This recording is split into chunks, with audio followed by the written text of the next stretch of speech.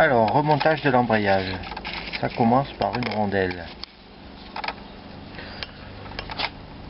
Celle qui va tout au fond. Rappelez-vous, il y en a deux à peu près les mêmes, sauf qu'il y a une épaisse ici à gauche et une un peu plus fine ici à droite. Rappelez-vous qu'on met toujours la épaisse au fond. Tac, voilà, c'est fait. Ensuite, on met la cloche. Alors finalement, la cloche, c'est ça. Mais ben, ça ressemble à une cloche. Hein. Et bon, avant de mettre la cloche, on peut mettre la bague avec sa rainure de lubrification. Une autre chose très importante parce qu'elle va vous emmerder, retirez le poussoir qui était là en attente pour pas le perdre, hein, c'est tout. Parce que sinon l'écrou il rentre pas là. Je retire donc le poussoir, je mets ma cloche, je la fais rentrer voilà dans les dents. Ensuite la fine, la plus fine que la épaisse, elle va là. Ensuite je mets la fameuse noix qui est là avec tous ces disques. Et pour l'occasion je vais enlever les disques. Allez, barrez-vous. Voilà la noix. Donc je mets ma noix. Ça y est, elle est bien enquillée dans les dents.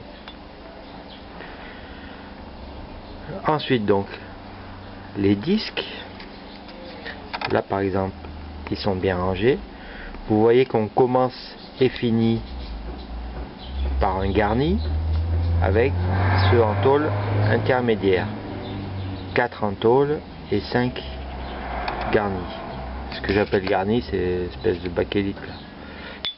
Il n'y a pas vraiment de sens là, hein, ni d'ordre, hormis d'intercaler, il n'y a pas d'ordre spécifique de montage par rapport au nombre. Donc un garni, un ferraille, un garni. C'est chiant parce que ça tourne. Je recule un peu, un ferraille. Bien sûr, après les avoir vérifiés, mais ça je vous l'ai déjà fait. Pas de voile sur les ferrailles et l'épaisseur sur les garnis. Ne faites pas comme certains qui en enquillent 2 en fer d'affilée. Vous me le direz en voyant les images si je l'ai fait. Ça me fait douter maintenant, ah, c'est malin ça. Allez, bouge toi. Voilà, le dernier ferraille. Pas de doute, je suis arrivé tout juste. Et le dernier garni. Oh là là, ça me plaît. Forcément que ça rentre pas, c'est pas dans les bonnes encoches. Les garnis ont l'encoche de centrage à l'extérieur, les tôles ont l'encoche à l'intérieur, les créneaux. Vous savez aussi qu'on peut limer les bordures parce qu'elles sont marquées là, hein, sur les dents. Mais ça vous connaissez déjà. Voilà pour ça.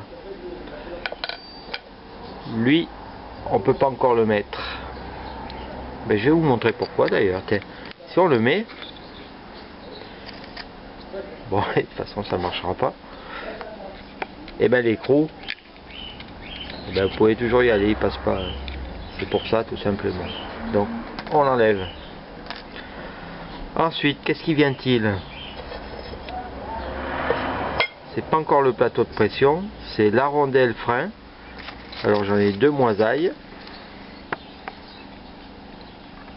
Celle de la dernière fois et celle de cette fois-ci.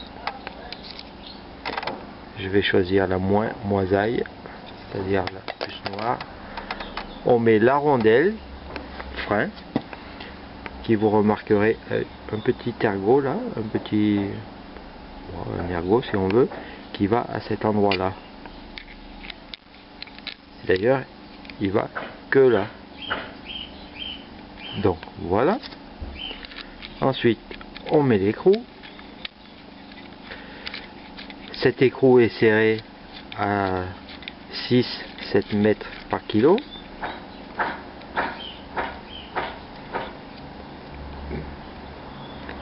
Quand je dis par, c'est fois kilo. Voilà. Je le serre pas encore. Et le fameux poussoir, il ira là. Voilà. Et qui bougera toujours avec ma commande. Où elle est, toute commande? Elle est là. Vous voyez, ça marche bien. Elle sort beaucoup d'ailleurs par rapport à ce que j'avais l'habitude. Donc, c'est vraiment là qu'il ne faut pas l'oublier. Hein. Je continue de serrer. Juste comme ça, de toute façon, il va falloir que je le refasse. Hein. Non, pas remonter, c'est pas la peine. Et tous les serrages, vous remarquerez qu'ils sont tous à refaire. Hein. Ils sont tous serrés juste à la main. Ensuite, le plateau de pression. C'est pour ça qu'on met le poussoir en dernier, parce que c'est lui qui vient appuyer au centre là, pour, en se soulevant des 3-4 mm que vous avez vu, décoller les disques et permettre de passer les vitesses. Lui, il ira là. Ensuite, il y a les 5 ressorts.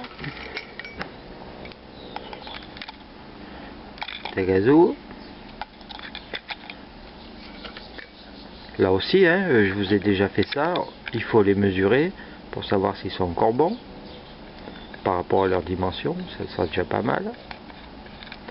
De mémoire, il me semble que c'est 30 ou 32. J'ai un doute maintenant. Il me semble que c'est 32 long. Hein.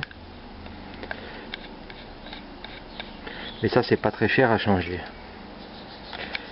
Et on pose les 5 vis. Serrage 1 mètre kilo.